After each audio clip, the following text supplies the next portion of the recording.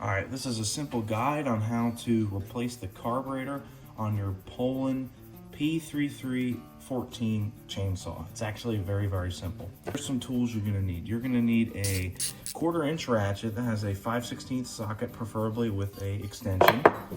Some really nice, long, skinny needle-nose pliers. And a torque bit. To be specific, it's a size 25. First things first, you're gonna wanna take off this top cover. It's just 3 screws.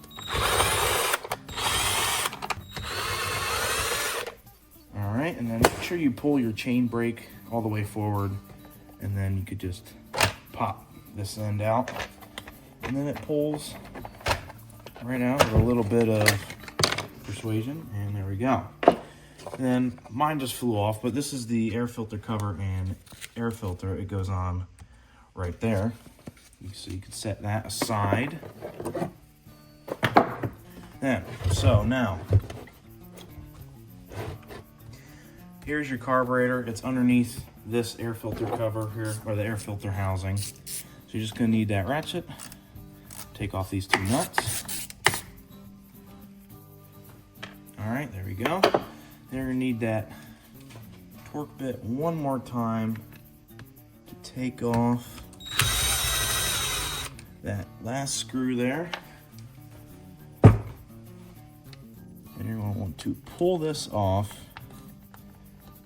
Might be on there. It just slides right off the studs. All right, and then you're going to want to take this choke off. Literally just make a 90-degree turn and it comes right out. Okay, now take your throttle linkage out. Hold down the trigger and then just simply pull it out. And then enough twisting, it just comes right off the other side of the carburetor. Now I'm going to flip this around here to show you the gas lines, right? So you're going to need your needle-nose pliers. On the left side, this is your exit. Right side is intake. Don't get them mixed or confused. A lot of times the exit will be so short it can only go to this port regardless. So you're going to want to take it off. Just bring your needle nose down there and just slowly pulling it. It should just come right off like that. Same with this side.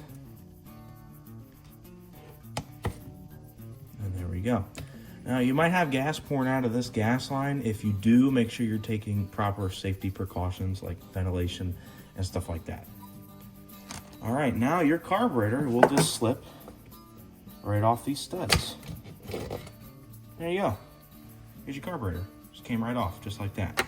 Now for a carburetor install, make sure this rubber sleeve is still here. A lot of times they'll still stick to this and you'll be like, oh, where did it go? It's still on this, most likely. So make sure that's still on there and it's still, you know, not all dry rotted and fragile. Make sure this gasket here is good. A lot of times it'll stick to the old one, and it actually does come with a new one in this kit. I bought it off of Amazon. I'll have the link down in the description.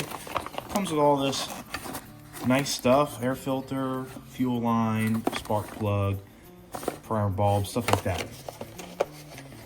But it will also have this gasket. This gasket goes on, so this end faces the motor, a little 2-stroke engine, right? Flip it around, make sure these 2 holes line up in this bottom hole. This is the pulse line right here. That's the pulse of air that comes through the motor that helps the fuel pump in here, right? Okay, so make sure this is lined up. This is the gasket you should be using. So if yours came off like mine where it just kind of stayed there, you can pull it off. This one's actually a half-decent gasket. You could reuse this, definitely. But in my case, and for the sake of the video, I'm going to pull it off. Yeah, it definitely isn't perfect. You can see some tearing in here. So, what I usually do is I just slip this on the studs here so I don't drop it. Just make sure when you do this, when you slip this on, so you're looking at it the opposite. When you switch this around, these 2 holes are going to be on the right side. So your gasket actually needs to be like this. I know it doesn't line up the way I just showed you, but it will make sense. So you slide that on there, right? And make sure that hole lines up, right? Okay. When you turn this way, this little hole needs to line up with that little hole, and now it will. All right, so you slide your carburetor on the studs like so, and make sure this piece slides into the rubber piece up here that connects the top. All right, now you're gonna wanna get your gas lines hooked up. So I like to start with the inlet because it's usually the longest and easiest to get to. All you do is you just grab the bottom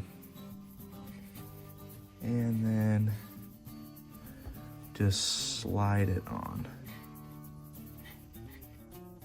There we go. Same with this side.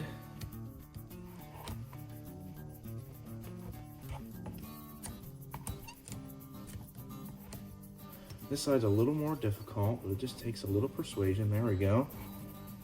And up it goes. All right, there we go. Gas line is on. So now your gas lines are on. Now you get your throttle linkage. And there is a hole here, small hole. Here, I'll give you guys close up. Hope you guys can see this. So there's a small hole right here. This throttle hooks in here like this. Super, super easy. Okay, now to get your throttle hooked up. So all you do is you press this trigger and this little black thing flies out. And you take your linkage, when it's hooked into the carburetor, press back, and then just slowly move this trigger until you can slide that silver piece right in. And there we go. Simple as that. So now next, install your choke. So you want to make sure that this cymbal is facing up. Just turn it 90 degrees, stick a little peg in there, and then just turn it. Simple, just like that. Now it's installed. Now you want to get your air filter housing, stick that on there. I like to start with the torque bit screw. Don't torque it down to something crazy, just hand tighten it. Because this plastic is fragile, especially when it gets older and dry rotted, the plastic will get fragile, and if you over tighten something, you could be spending money on buying another one.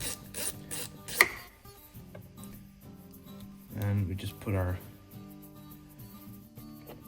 two nuts back on here.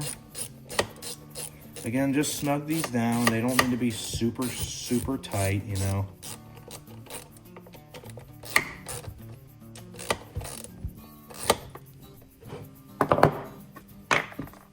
All right. Put your air filter in there. A lot of times these new air filters are going to be a little hard to fit because they're new and they're not cut exactly right, but they're good enough. And then you just make sure this part's facing down, and then slide it on here, and then wait for the click. You guys didn't really hear it, but there's going to be like a little pop, and that's how you know it's on. Then you just take your cover, make sure your chain brake's all the way forward, and just slide it straight on like this. Make sure it doesn't get caught up in the front. Just gently ease it on. This plastic is a little fragile sometimes, especially on these little knobs. They can just bust off real quick. Then you can bring your chain brake back. Now this is on. Get your torque.